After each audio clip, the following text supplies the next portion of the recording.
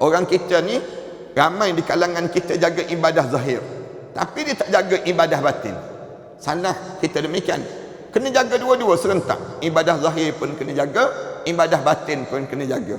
Ibadah zahir ni apa dia? Sembahyang, misal contoh. Ibadah batin tu apa dia? La ilaha illallah Muhammadun Rasulullah alaihi salatullah wa alihi wal ahibba. Tiap seorang kita ni ada satu seorang je. Satu seorang, tiba-tiba satu seorang ni pun rela gadai. Untuk apa dia? Untuk nak jaga agama. Ni kenapa dia buat demikian? Kerana dia yakin kekuatan dalam jiwa di kalangan kita. Tapi orang yang tak yakin dengan Islam, bila tak yakin dengan Islam, dia yakin dengan apa dia? Yakin dengan harta dia yakin dengan kuasa dia yakin dengan izm dia, pahaman dia yang menyebabkan dia tolak Islam. Dia ketepikan Islam. Dia terima juga Islam dalam bab-bab tertentu je. Dalam bab yang lain dia tak boleh terima. Saya boleh terima puasa, tapi dalam bab berbuka je dia sebut demikian. Tapi dalam bab yang lain saya tak boleh terima puasa. Dia jadi demikian. Saya boleh terima puasa, tapi dalam bab sembahyang tarawih je. Tapi dalam bab yang lain saya tak. Sebab tu orang kita ni kan, bila tarawih penuh je, tapi bila sembahyang fardu tak penuh pula. Padahal sembahyang tarawih tu sembahyang sunat je. Pelik kan? Sembahyang tarawih tu sembahyang sunat, tapi dia pergi jaga tarawih. Sembahyang fardu, sembahyang maghrib, sembahyang isyak, dia tak jaga pula. Padahal sembahyang fardu tu yang kena jaganya. Tapi tak apalah, kita sebut, mudah-mudahan bila dia datang sembahyang tarawih tu lama-lama dia sedarlah, oh bukan tarawih je aku kena jaga, tapi lepas pada ni aku kena jaga juga sembahyang fardu yang lain. Tu cara demikian. Ni musim orang terkejut dia panggil kan. Musim orang terkejut. Masjid ni pun masjid terkejut dia panggil. Masjid di awal Ramadan penuh je orang. Tunggu 2-3 hari ni pun dah mula kurang dah ni. Dah ada dah masjid dah mula kurang. Dah tak sama dah malam pertama, tak sama dah malam kedua. Maknanya hilang kejutan itu dia panggil. Nak sebutnya, biar kita ni hidup dalam keadaan yang berkeyakinan. Sampai dekat nak mati, mulut kita sebut la ilaha illallah Muhammadur Rasulullah. Siapa orang macam ni? Allah cerita, innal ladzina amanu. Orang macam ni orang-orang yang walladzina amanu, dan orang-orang yang beriman billah. Dia beriman dengan siapa? Beriman dengan Allah. Wa rusulih, dianya meletakkan Allah dan juga Rasul.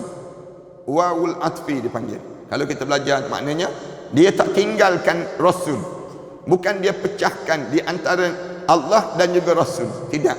Orang yang beriman ni, dia letak sekali je, Allah dan juga Rasul, sekali dalam hidup dia. Sebab tu kita ni kan, dalam hidup orang mukmin ni, kita sumber pada kitanya 4. Sumber kitanya tak 4. Yang pertama Al-Quran, yang kedua hadis Nabi, yang ketiga ijma' ulama, yang keempat qiyas. Ini sumber dalam Islam. Jangan kita ni terperangkap dengan budaya akhir kita ni. Budaya terakhir kita ni, orang kita dia cerita, dia sebut ada dalam hadis ke? Ada dalam hadis ke? Dia sebut demikian. Hadis suruh macam ni ke? Dia tanya demikian. Islam ni bukan sumber satu je hadis.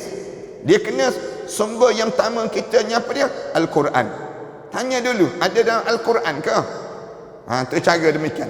Bila kita boleh faham Al-Quran, kita dah boleh menguasai Al-Quran, baru datang hadis Nabi Muhammad sallallahu alaihi wasallam. Hadis ni menerangkan Al-Quran. Sebab tu ana jadi pelik, ana sebut orang kita ni terperangkap dalam istilah-istilah orang Melayu kita dia guna. Apa dia? Orang Melayu kita ni sebut, dia mengaku saya pakar hadis, dia sebut demikian. Saya pakar dalam bab hadis. Kita tanya balik, habis tu kalau kamu pakar hadis, Quran kamu faham tak? Quran tak. Macam mana kamu boleh jadi pakar hadis? Al-Quran kamu tidak faham. Kamu menghafal Quran pun tidak. Kalau Al-Quran kamu tidak hafal, kamu nak anggap kamu pakar hadis macam mana? Hadis ni menegangkan Al-Quran. Dia kena ambil Al-Quran dulu, kena ada Al-Quran dahulu, baru datang hadis. Demikian juga ijma' ulama. Ijma' ulama ni, orang yang ijma' ulama maknanya kesatuan alim ulama. Alim ulama ni sepakat dalam satu perkara. Nak jadi ulama ni kena ada apa dia? Kena ada Al-Quran, kena ada hadis Rasulullah sallallahu alaihi wasallam. Barulah dia dianggap ulama. Kalau dia tak ada Al-Quran, tak ada hadis, maka dia tak boleh jadi ulama. Itu kaedah susunan pada diri kita ni. Demikian juga datangnya qiyas. Qiyas ni sumber yang keempat dalam Islam. Qiyas ni macam zaman kita, zaman Rasulullah tak ada dadah. Dadah tak ada. Tapi Rasulullah sebut kullu muskirin haramun. Tiap benda yang memabukkan haram. Benda yang mabuk haram kata Rasulullah. Tak kira sikit ke banyak ke, kalau nama dia mabuk haram hukum dia. Rasulullah sallallahu alaihi wasallam gunakan demikian. Nak ajar pada kita, maka haramlah isap dadah. Qiyas dia dengan arak dengan dadah. Dia panggil ummul khaba'is. Segala ibu kepada segala maksiat ini ialah arak. Dia panggil demikian. Suatu kita pelik. Orang kita mengharamkan dadah tapi tak mengharamkan arak. Peliklah kita. Kerana ibu kepada segala maksiat dia panggil arak. Ibu segala punca maksiat yang ada. Arak ni punca ibu segala maksiat. Kalau kita mengharamkan arak, mengharamkan dadah, tapi kenapa kita tak mengharamkan arak? Tu. Yang terakhir kan kita ni kan kita di kalangan kita ni kita susun orang hisap rokok. Masyarakat kita bagus orang kita kan. Yang terakhir ni kementerian minta supaya orang hisap rokok jangan hisap rokok di kawasan restoran, ganggu dan sebagainya. Kerana apa dia? Kerana nanti akan menyebabkan asap rokok tu kena kepada orang tu, kena pada orang ni dan seumpama. Yang menyebabkan di waktu ininya kitanya nampak bagusnya peraturan ini. Ya bagus yang tu. Tapi kita sebut sikit lagi, kita bagi tahu sikit lagi. Apa dia? Kita gambarkan sikit lagi ialah arak. Arak itu sendiri, manakala arak susun tak susun? Kenapa kita nak susun rokok je? Manakala arak kita tak susun, biarkan orang arak. Orang yang minum arak ni di tempat terbuka. Tengok, dijual arak di tempat terbuka dan sebagainya. Semua ni dipanggil gangguan yang menyebabkan kita ni tak sama cara kita berfikir dalam hidup kita. Suatu Allah Subhanahu wa taala sebut walladzina amanu billahi wa rusulih, orang yang beriman pada Allah dan juga Rasul. Walam yufarriqu baina ahadin minhum, mereka sekali-kali tidak memisahkan di antara Allah dan juga Rasul.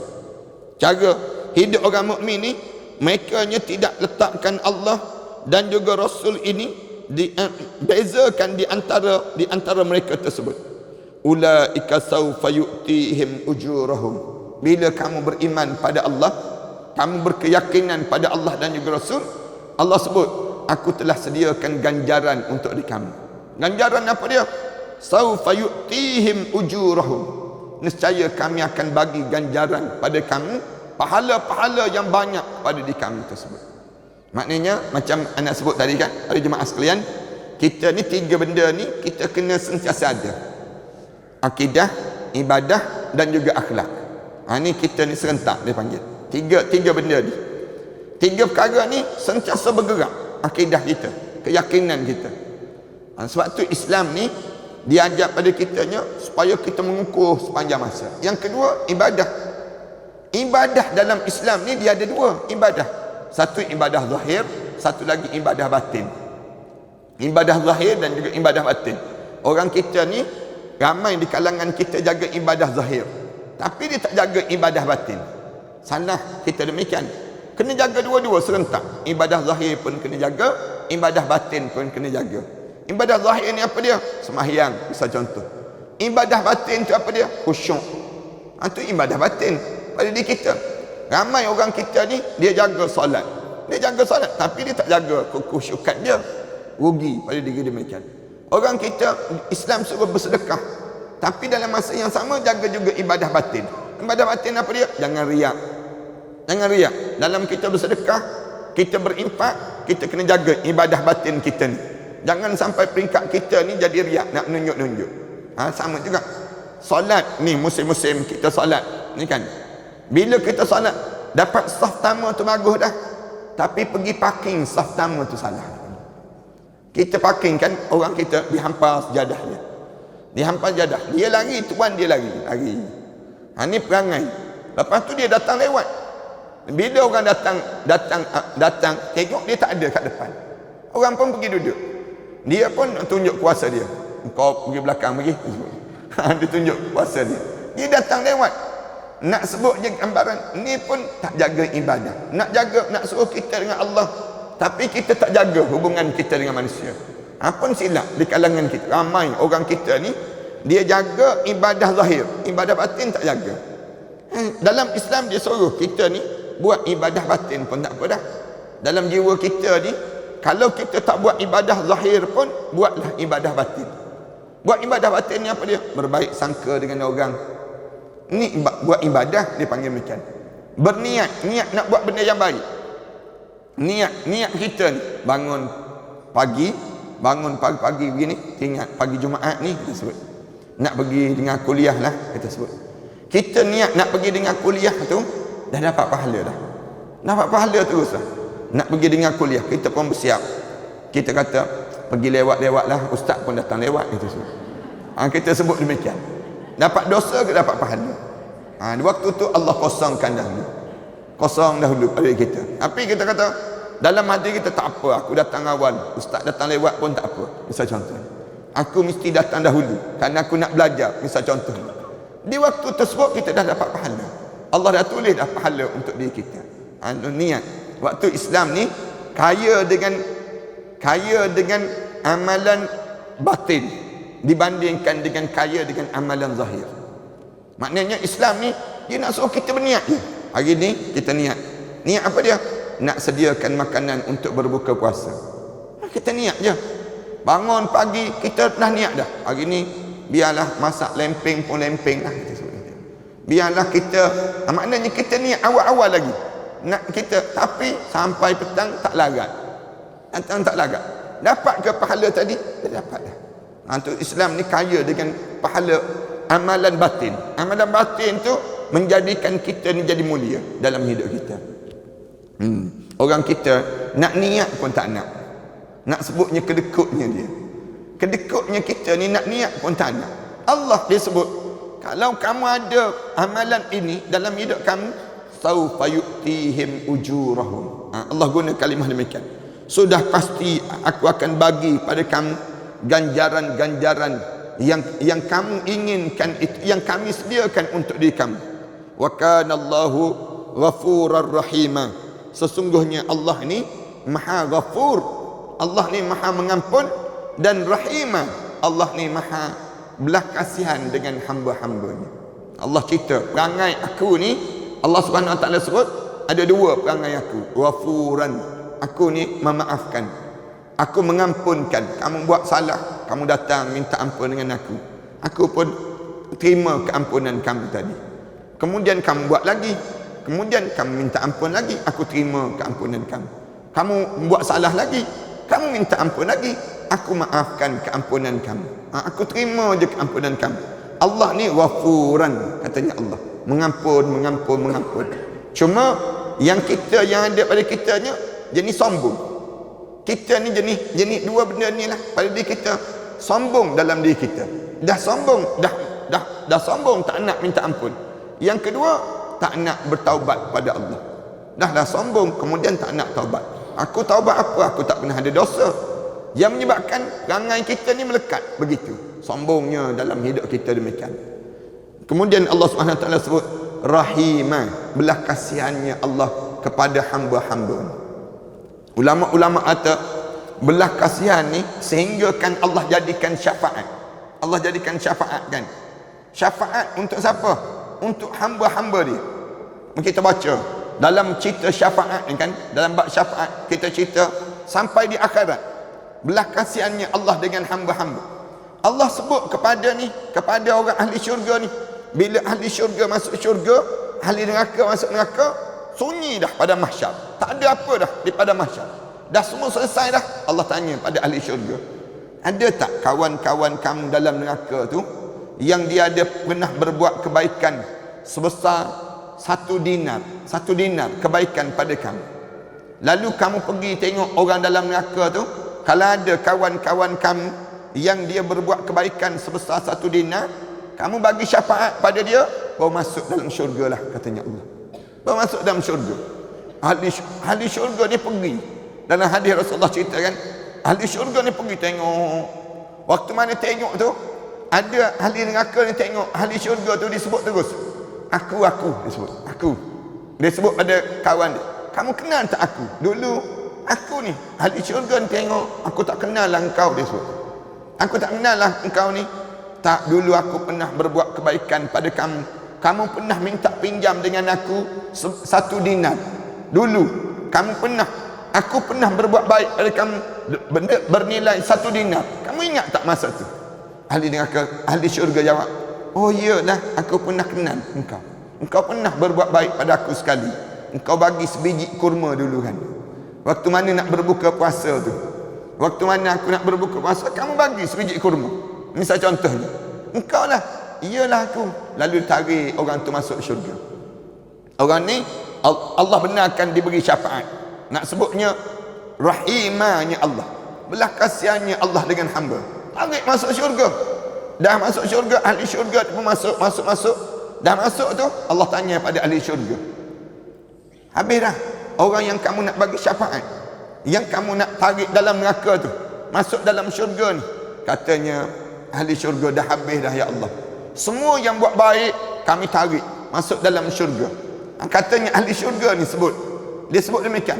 Yang tinggal dalam neraka tu, yang geng-geng jahat-jahat dia disebutkan. Tak ada dah sebesar 1 dinar pun tak ada kebaikan. Allah sebut tak, katanya Allah. Cuba kamu pergi tengok lagi yang pernah berbuat baik sebesar biji sawi, sebesar zarah. Dia pernah berbuat baik sebesar zarah. Kamu pergi, kamu tarik yang dalam neraka tu masuk dalam syurga Allah. Kemudian ahli syurga ni pergi tarik orang yang berbuat baik sebesar biji sawi. Tak ada dah, tinggal yang tu je dia panggil. Lalu tarik masuk dalam syurga Allah.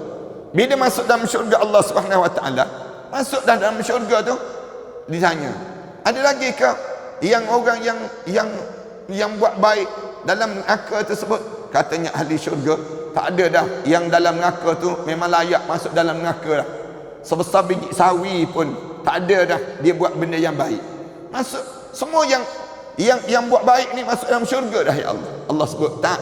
Allah sebut ada lagi. Cuba kamu pergi tengok ahli syurga. Dalam neraka tu, orang yang pernah terniat dalam hati dia nak berbuat kebaikan sekali. Dalam hati dia terbuat kebaikan sekali, kamu tarik dia masuk dalam syurga Allah Subhanahu Wa Taala.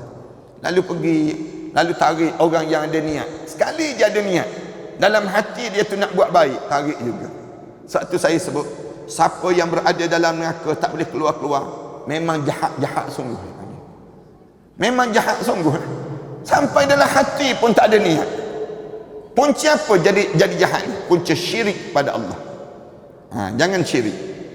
Kalau kita syirik pada Allah, memang innallaha la yaghfiru an yushraka bih wa yaghfiru ma duna dzalika. Ini Allah Subhanahu Wa Taala sebut, Allah tak ampunkan dosa syirik. Dosa syirik ni Allah tak ampun langsung. Jangan tersyirik. Syirik dalam hidup ni. Syirik ni macam mana? Kita menduakan Allah. Kita pergi terima izam selain daripada Islam. Kita terima pahaman selain daripada Islam. Syirik. Jangan kita terlibat dengan benda demikian. Kalau kita terlibat, kekallah dalam neraka sampai bila-bila. Na'udzubillah min dzalik. Sebab tu Allah SWT sebut Rahimah. Kenapa lagi kekal dalam neraka tu? Kafir. Kafir menyebabkan kekal dalam neraka.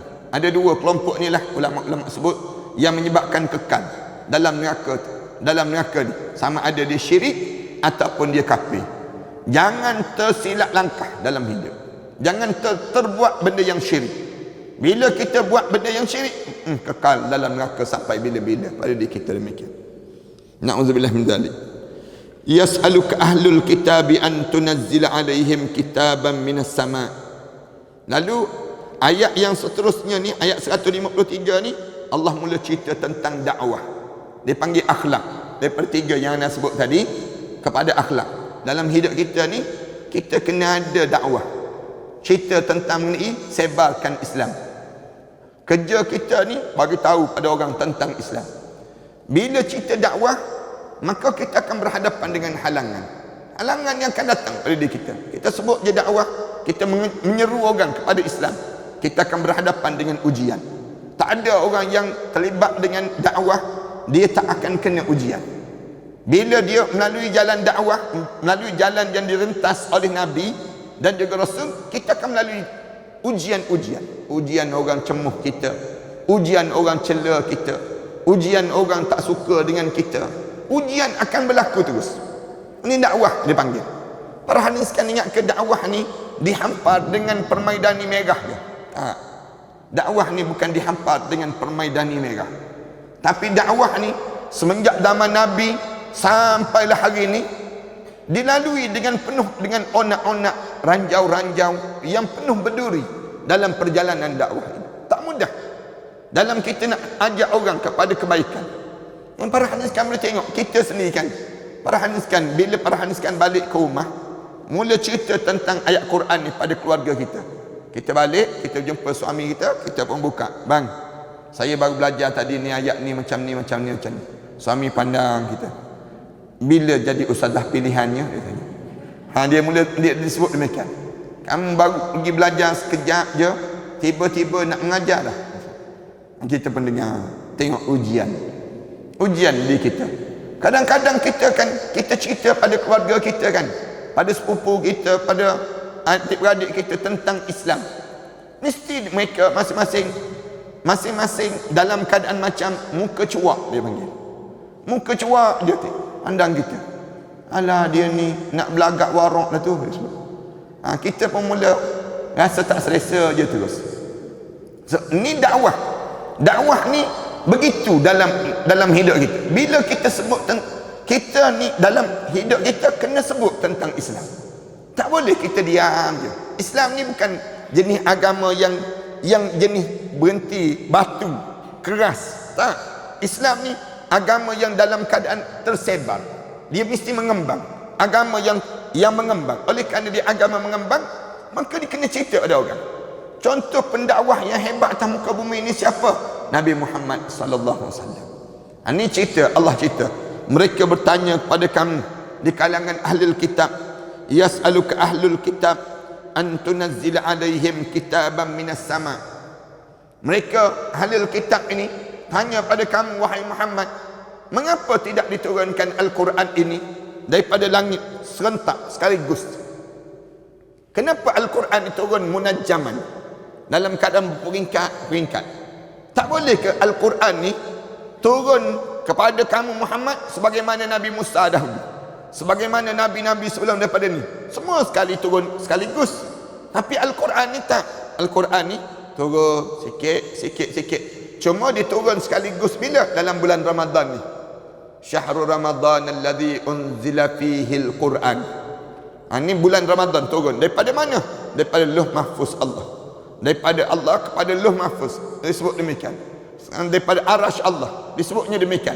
Lepas tu baru turun sikit. Sehingga kan ada ketika Rasulullah rasa macam Allah dah tak pandang pada dia. Sedih Rasulullah kerana lama tak turun wahyu. Kan kita baca sampai peringkat Rasulullah rasa sedih kerana lama tak turun wahyu. Tapi Allah turunkan, turun. Sampailah waktu mana dekat nak wafat Rasulullah, turun ayat Quran.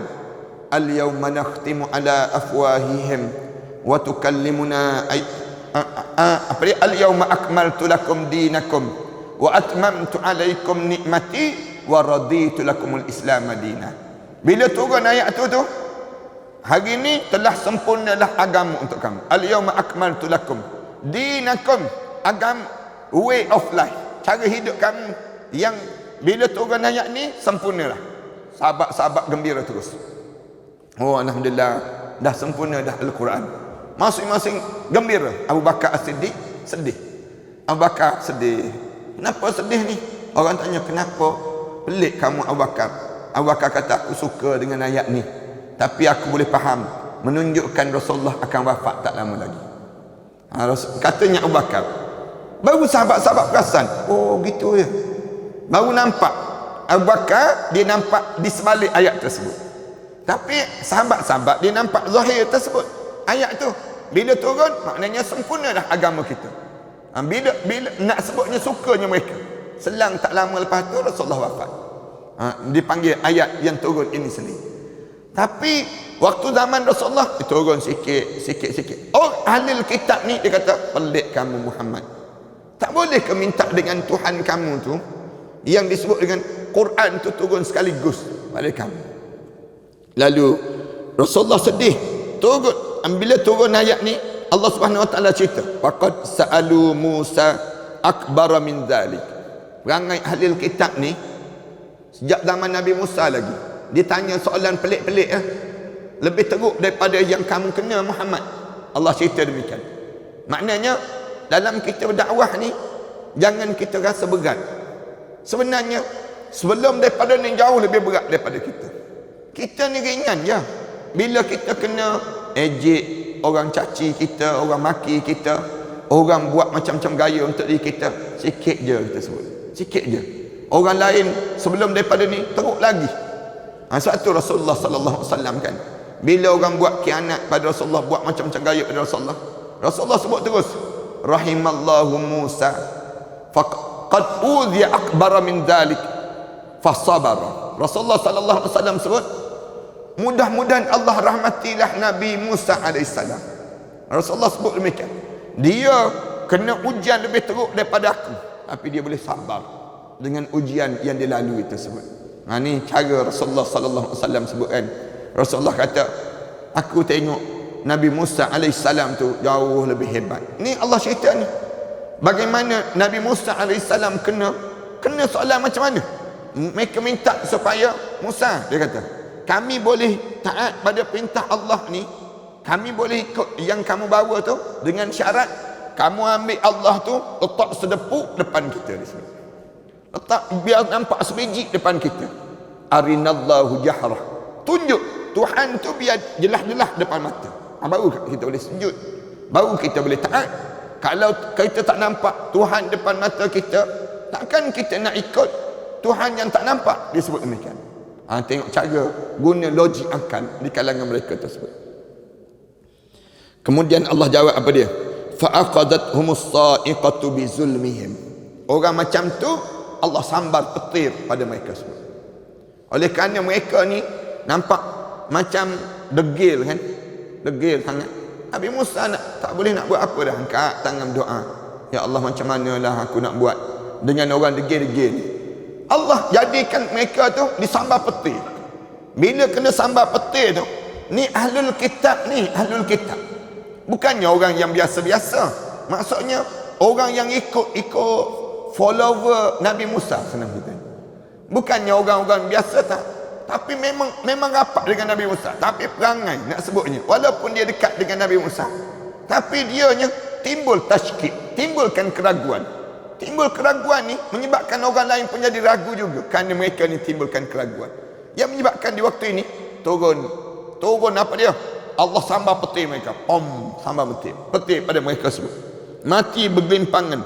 Summat takhadul ijla min ba'di ma ja'atuhumul bayyinat. Allah cerita lagi.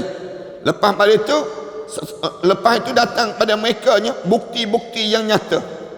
Lalu kemudian summat takhadul ijla, maka mereka disambar petir kerana kezaliman mereka itu, dan mereka pula lepas pada sebut mereka menyembah anak-anak yang disebut dengan anak-anak lembu. Perangai mereka ambil anak-anak lembu. Summat takhadul ijla min ba'di ma ja'atuhumul bayyinat. Pergi sembah lembu Samiri dia panggil. Lembu Samiri ni dia pergi bila Nabi Musa naik ke Bukit Tur Sinai. Sampai hari ni kalau perhaniskan ada masa, ada rezeki, pergilah ke Sinai. Di Sinai di Mesir ni, kita pergi sampai hari ni puak-puak Yahudi masih lagi pergi tempat tu. Ana dalam pengalaman nak hidup anaknya, ana pernah pergi tempat di Sinai ni, nak naik ke bukit. Nabi Musa berjumpa dengan Allah. Nabi Musa ni letak bawah lagi, dia pesan pada Nabi Harun. Dia kata, jaga elok-elok lah. Aku nak pergi berjumpa dengan Allah. Aku nak tengok Allah sendiri. Ni cara demikian. Bila pergi tu naik tu, yang bawah-bawah ni, dia kata Nabi Musa dah dapat arahan. Dapat arahan apa dia? Kita kena sembah lembu pula. Sembah lembu. Lembu tu dia ambil lembu, direkakan dengan emas. Dia buat dengan emas. Kalau kita pergi ke Mesir sekarang ni, dia adalah bukit begitu, tapi ada macam lembu begitu dekat batu tu sendiri. Allah jadikan demikian pada mereka semua. Perangai hodohnya mereka pergi sembah lembu. Bila Nabi Musa ni sampai nak marah sungguh lah, turun-turun tu tengok Allah pergi sembah lembu pula dah. Perangai berubah perangai. Nabi Musa pergi naik sekejap je, naik sekejap, turun-turun tu bertukar dah pandangan. Kemudian Nabi Musa ni nak marah sungguh, pegang janggut Nabi Harun tu, goncang tu. Nabi Harun goncang. Anak sebutnya marahnya Nabi Musa alaihissalam pada Nabi Harun. Nabi Harun kata, bukan aku. Nabi Harun ni dia lembut sikit, dia lembut, beza dengan Nabi Musa. Nabi Musa ni tegas sikit, tegas. Dalam keadaan tegas tu nak marah dia nya. Tapi bila begitu pun dia nak buat macam mana? Orang dah berubah dah, pergi sembah lembu. Sembah lembu ni sampai Allah matikan mereka. Lepas pada itu fa'afauna an zalik. Pemurahnya Allah ni, Allah maafkan mereka kembali. Orang yang ni ngesambar tu, ngesambar peti tu, apa yang Allah tak buat dah pada mereka ni. Sesat di padang teh tu 40 tahun. Cari dapat makan manna wassalwa. Dan mereka ni sesat di kawasan pun. Anda pergi tengok kawasan tu sempit je yang mereka sesat tu. Kawasan bukannya luas sangat pun, tapi nak sebutnya mereka sesat di padang tersebut. Padang selama mana sesat 40 tahun. Tiap-tiap hari doa, tiap-tiap hari makan apa dia? Makan manna wassalwa je. Burung merpati dan juga madu yang turun. Madu tu melekat dekat daun-daun kayu. Melekat daun-daun kayu. Allah nak hidupkan mereka semua. Bila makan manna wassalwa tu, makan makanan tersebut, mereka pula tak puas hati. Alah, asyik makan makanan ni je tiap-tiap hari dia sebut. Dalam sesat tu tak puas hati. Bila kita nak makan tom yum ni dia sebut. Bila nak makan makanan lain, mintalah dia sebut, mintalah dengan makanan yang lain pula dengan Allah dia sebut. Ini nak sebutnya sombongnya mereka. Ada di kalangan mereka tu disambar peti tu mati. Nabi Musa alaihissalam ni berdoa. Doa, ya Allah, dah kamu matikan orang-orang alim macam ni, siapa yang nak ikut akunya, ya Allah. Doa. Kemudian Allah Subhanahu wa taala hidupkan balik mereka. Fa'afauna an dzalik. Allah maafkan, Allah hidup balik. Nak sebutnya tololnya Bani Israel ini, degilnya Bani Israel ini, perangai di kalangan mereka. Yang tolol-tolol tu dekat Palestin tu lah, dekat Palestin sampai hari ni kan. Tolol tak tolol boleh tengok, buat perjanjian, langgar perjanjian, tak pernah betul pun di kalangan mereka. Masuk Ramadan je kacau dah, kacau terus, serang orang Islam tiap-tiap kali Ramadan. Nak sebutnya dia datang dah di bumi kita tu, dia buat tolol tu. Dia boleh sebut lagi kat bawah Masjid Aqsa tu ada Haikal Sulaiman dia sebut. Ada Haikal Sulaiman, dia korek je bawah tu sebut. Nak sebut jumpa ke? Sampai hari ni tak jumpa. Yang dia cari tersebut nak gambarkan apa dia? Nak gambarkan bagaimana tololnya di kalangan Bani Israel sampai hari ni. Perangai yang ditunjukkan zaman Nabi Musa, Allah ajar pada Nabi Muhammad, kamu sabarlah dengan kerenah-kerenah manusia. Kalau Nabi Musa tu pun boleh bertahan, takkanlah kamu tak boleh bertahan dengan perangai umat kamu. Umat Nabi Muhammad ni tidak setolol mereka sebenarnya. Anda gunakan kalimah macam tu lebih baik. Kita ni kan, kalau yang kita buat salah ditegur, kemudian kita betulkan balik, mudah je kita. Ada pun mereka ni ditegur, tegur tu memang tegur sampai mati, tegur tu mati, kemudian hidup balik, dihidupkan balik.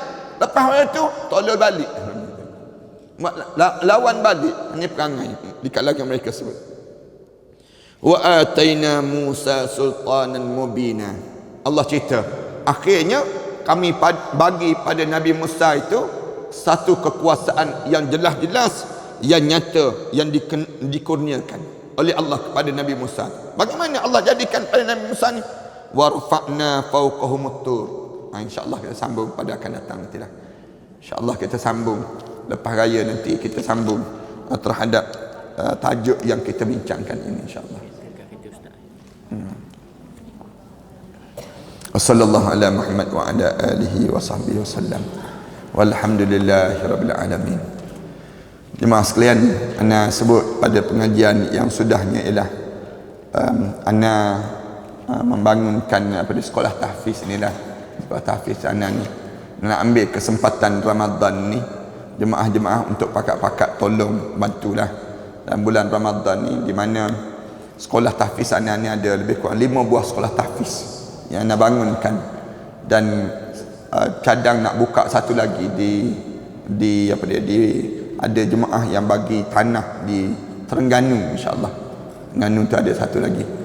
Walaupun sekalipun 5 buah sekolah tahfiz ni ada pelajar lebih kurang 1000 lebih pelajar yang menghafal Quran. Alhamdulillah, ni anak-anak kita ni yang datang daripada Langkawi yang belajar dah habis ni, semua ni 4 orang yang belajar dah habis tu kita panggil duduk di sini belajar dengan anak lah, dan suruh datang belajar sekejap untuk mereka ni menambahkan lagi ilmu berdakwah, ilmu menafsirkan Al-Quran, dan dia ada kelas-kelas mereka tersendiri. Anak-anak ni di kalangan orang-orang susah kita ambil, orang anak yatim, orang miskin, kemudian ada yang tumpang sama lah datang belajar untuk nak bayar yuran, nak tumpang bayar tapi tak bayar-bayar pun yuran, macam-macam gaya lah, kerenah-kerenah masyarakat ni. Walaupun sekalipun saya nak sebutnya, bila kita masuk Ramadan ni, ambillah peluang untuk apa dia, peluang untuk kita sama-sama bantu mereka. Antaranya anda sebut pada minggu yang sudahnya, tajaan berbuka puasa. Tajaan berbuka puasa tu satu cara lah. Seorang kita suruh taja RM250 je untuk taja demikian. Jemaah-jemaah lepas pada ni, kalau jemaah yang rasa nak taja lagi, sebab kita ada lebih kurang 200 lebih lagi yang tak ditaja pelajar. Jadi kita harap supaya lepas pada ni Pak jemaah boleh berjumpa terus dengan Ustazah Nur Akilah ni, kemudian terus tajaan dengan beliau tersebut. Yang keduanya, kejap lagi tolong pakai ambil pamphlet ni. Saya bangunkan di Langkawi, masjid di Langkawi. Dalam gambar ni ada kita dah piling kat bawah, piling dah tanah dalam lebih kurang 300-400 ribu begitulah, kita dah habis jumlah tersebut kat bawah tu, sebab di kawasan kawasan berpaya, nak kita kena piling sikit di kawasan tersebut. Kos dia jadi besar, cuma nak naikkan saja lagi perlu lebih kurang 1 juta lagi untuk dana tersebut. Jemaah yang ada kelapangan rezeki pergi ke bank, diri depan mesin bank tu, semayang sunat istiqarah dulu. Nak bagi ke tak nak bagi, mudah je demikian. Pergi ambil je pamphlet ni. Yang keduanya sama juga, ada pamphlet asama saya nak buat di Pahang, Ma'had Tahfiz di Pahang tu pula, di antara Ma'had Tahfiz yang setakat ni terbaik lah, di antara 4 ni Ma'had Tahfiz ni yang terbaik di Pahang, di sudut akhlak, pribadi pelajar, menghafal Quran dan sebagainya. Yang ni setakat ni yang terbaik. Kami nak bangunkan asama di tempat ni. Dia dipanggil tepi sungai, bukan sungai Pahang, sungai kampung je, di perkampungan yang cantik, indah. Dia jauh sikit daripada masyarakat, dalam kawasan berpagar begitu, kawasan mereka tersebut. Jadi para hadirin sekalian, pakat-pakat ambil pamphlet ni lah. Pamphlet ni nanti kita pakat tanggung bersama, insya-Allah. Dalam masa yang sama juga saya bangunkan di Shah Alam ini pusat rawatan Islam. Pusat rawatan Islam ni kita asalnya bangunan yang kita beli daripada orang Kristian, nak beli sebanyak 5 juta. Kita beli, alhamdulillah dapat 2 juta. Terdil dapat. Kemudian saya wakafkan bangunan tersebut. Jadikan tempat rawatan Islam percuma, tak kena bayar apa-apa pun. Jemaah-jemaah yang kena sihir, kena gangguan, kena saka dan sebagainya datang je. Cuma kita sediakan beberapa alat-alat lah, antaranya limau nipis kita gunakan demikian, air, dan yang terbaru kita keluarkan ni produk syifa dipanggil. Produk syifa ni untuk kadang-kadang kan kita ni rasa lenguh-lenguh kat belakang kan, bangun tidur ni rasa sakit badan, kita nak buat macam mana? Jadi ana jadikan satu krim ni dengan tujuan untuk kita tanggung kat belakang, sapu kat belakang. Kadang-kadang kita sakit lutut, kita pergi sakit lutut, ataupun kita kadang-kadang kita semahyang tu berdiri lama sikit, tegang je lutut kita, ataupun kita rasa ada benda yang sedang bergayut dekat betis kita. pun jadi demikian juga. Saya gunakan krim ni lah. Krim ni bukan krim pemutih muka ni, jangan salah enggak. Ni krim ni saya jadikan untuk saya gunakan untuk perubatan kita lah, untuk kita ganti minyak cak kapak misal contohnya. Orang kita biasa dia guna minyak angin macam tu, tapi yoyi kan dan sebagainya. Tapi yang ni kita gunakan untuk orang-orang yang dewasa. Anak-anak kecil jangan guna, yang bawah 12 tahun jangan guna ni. Orang dewasa pun guna sikit-sikit je, sapu je begitu. Saya biasa kalau saya berjalan jauh, kita duduk atas kereta ni lama sikit, kita rasa lenguh belakang, saya ambil je yang ni, kita sapu kat belakang. Demikian juga yang kena kencing manis, sahabat-sahabat yang kena kencing manis, kita ambil je krim ni, kita sapu bahagian kanan kita dekat pankreas kita tu, sapu buat amalan. Mudah-mudahan Allah pulihkan pada kita demikian. Ini produk untuk membantu kepada perjalanan darah kita lah. Ni bukan untuk makan tapi untuk sapu, dan dia tak membatalkan puasa. Jangan ingat batal puasa ustaz, tak, insya-Allah. Kemudian dia pula tak melekit, dan dia ada kebenaran. Kita dah dapat kebenaran Kementerian Kesihatan dan sebagainya. Jadi ni pun untuk dana juga, dana untuk rawatan orang datang dan sebagainya. Lepas pada sebut, kita kata tak ada bayaran apa pun. Ada orang tanya, ustaz, bayaran berapa banyak kena bayar ustaz? Anda kata doakan ana dan sahabat-sahabat masuk syurga Allah SWT. Yang tu je yang kita nak. Mudah-mudahan demikian. Tapi yang ni kita terpaksa guna beberapa alat, termasuk dalam ni minyak habbatus sauda dan minyak zaitun. Kita campur dalam dua keadaan tersebut. Ada ni kat luar nantilah produk ni. Tak ada kat sini, tapi kat luar nanti dekat tempat parking nanti lah, insya-Allah. Harga biar suspend. Biarlah rahsia, senang kita. Biar rahsia di sana nanti insya-Allah. Bismillahirrahmanirrahim. Alhamdulillahirabbil alamin. Wassalatu wassalamu ala rasulil amin wa ala alihi wa sahbihi ajmain. Rabbana iftah bainana wa bain qaumina bil haqq wa anta khairul fatihin. Rabbana zalamna anfusana wa illam taghfir lana wa tarhamna lanakuna minal khasirin. Rabbana wa tub alaina innaka antat tawwabur rahim. Rabbana ij'alna muqimas salah wa min dzurriyyatina rabbana wa taqabbal du'a. Ya Allah, ya Tuhan kami mendatangi lagi Ramadan pada tahun ini ya Allah. Saat mana kami mendatangi Ramadan tahun ini ya Allah, kami datang dengan dosa-dosa yang banyak ya Allah. Kami lalui saat-saat Ramadan ini ya Allah. Kami mengharapkan keampunan terhadap dosa-dosa yang pernah kami lakukan sebelum daripada ini ya Allah. Ya Allah, rahmatilah dalam perjalanan hidup kami ini ya Allah. Jadikanlah kami hamba kamu yang saleh ya Allah. Tunjukkanlah kami jalan yang lurus dalam perjalanan hidup kami ini ya Allah. Murahkanlah rezeki kami ya Allah. Jauhkanlah kami daripada mata-mata yang seringkali berhasad dengki terhadap kami ya Allah. Ya Allah, ya Tuhan kami pohon pada kamu ya Allah apa yang pernah dipohon oleh Nabi kami Muhammad sallallahu alaihi wasallam. Jauhkanlah kami ya Allah daripada apa yang minta dijauhi oleh Nabi kami Muhammad sallallahu alaihi wasallam. Ya Allah, ya Tuhan kami, jadikanlah perjalanan hidup kami ini ya Allah diakhiri dengan kalimah la ilaha illallah Muhammadur Rasulullah.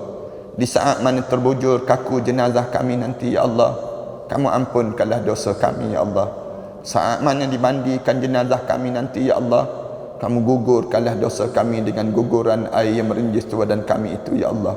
Saat mana dikafankan jenazah kami nanti ya Allah, kamu putihkanlah amalan kami ya Allah, lebih putih daripada kain kafan yang membalut jasad kami itu ya Allah. Saat mana kami diusung untuk disolatkan nanti ya Allah, kamu pilihlah anak kami yang paling soleh ya Allah, yang akan mengimamkan solat jenazah kami nanti ya Allah, yang akan mengusung jenazah kami nanti ya Allah, yang akan membawa kami ke liang lahat nanti ya Allah. Kala mana jenazah kami diturunkan nanti ya Allah, kamu jadikanlah kubur kami di antara taman pada taman-taman syurga ya Allah. Jangan kamu jadikan kubur kami di antara kawah pada kawah-kawah neraka kamu ya Allah. Ya Allah, ya Tuhan kami, jadikanlah malam pertama kami di barzah nanti ya Allah malam yang terindah dalam hidup kami ya Allah.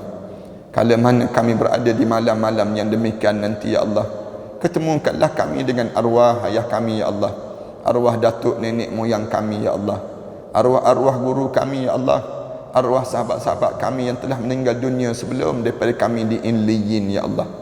Saat Ramadan ini ya Allah, kerinduan itu mendatangi lagi kami ya Allah. Rindu saat kami tertidur di atas ribaan arwah ayah kami dahulu ya Allah. Rindu saat kami dikejutkan oleh arwah ayah kami untuk bersahur ya Allah. Rindu saat kami disuap tangannya ke bibir kami dahulu ya Allah. Rindu saat kami dipimpin dan diusung ke rumah kamu ini ya Allah. Rindu saat kami mengaminkan doa arwah ayah kami dahulu ya Allah. Rindu saat kami sujud dan sujud di belakang belakangnya dahulu ya Allah. Rindu saat yang sedemikian rupa ya Allah. Kamulah yang mengetahui betapa rindunya perasaan kami saat-saat sebegini ya Allah. Jadikanlah kubur mereka di antara taman pada taman-taman syurga ya Allah. Jangan kamu jadikan kubur mereka di antara kawah pada kawah-kawah neraka ya Allah.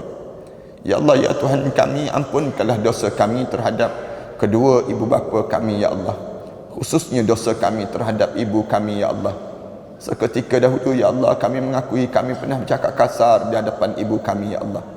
Kami pernah meninggikan suara di hadapan ibu kami ya Allah. Kami pernah menengking kata-kata ibu kami ya Allah. Kami pernah mengguriskan hati ibu kami ya Allah. Kami tidak sengaja melukakan hati ibu kami ya Allah. Kami tidak sengaja melukakan hatinya dahulu ya Allah. Ya Allah, kerana dosa-dosa itukah pula ya Allah, ia menyebabkan anak-anak kami enggan mendengar kata bicara kami ya Allah. Kerana dosa-dosa itukah ya Allah, ia menyebabkan hati kami menjadi keras ya Allah. Kerana dosa-dosa itukah ya Allah, kehidupan kami seringkali teruji dan teruji dengan ujian-ujian yang berat ini ya Allah. Ya Allah, seburuk mana pun kami ya Allah, sejahat mana pun kami ya Allah, sejijik mana pun kami ya Allah, segunung mana pun dosa-dosa yang pernah kami lakukan di dunia ini ya Allah, pandanglah kami dengan pandangan rahmat kamu ya Allah. Pada siapa lagi kami mampu mengadu doa ini ya Allah, kecuali kepada kamulah yang mendengar setiap rintihan hamba-hambamu ini ya Allah. Rabbana zalamna anfusana wa illam taghfir lana wa tarhamna lanakuna minal khasirin. Ya Allah, jangan kamu jadikan Ramadan ini Ramadan terakhir dalam hidup kami ya Allah. Pulangkanlah kami ke Ramadan dan Ramadan yang mendatang nanti ya Allah. Ya Allah, jadikanlah kesempatan yang terbaik untuk kami ini ya Allah. Rabbana atina fid dunya hasanah wa fil akhirati hasanah wa qina adzabannar. Alhamdulillahi rabbil alamin.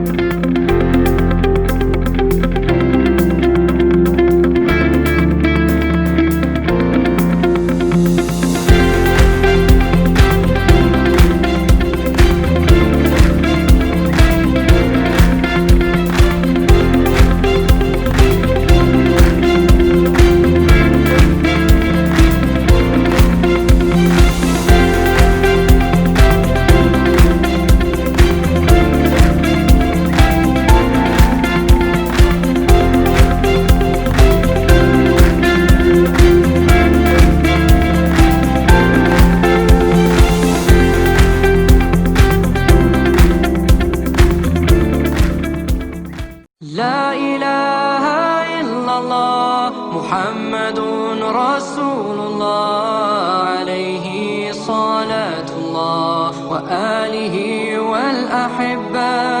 لا إله إلا الله محمد رسول الله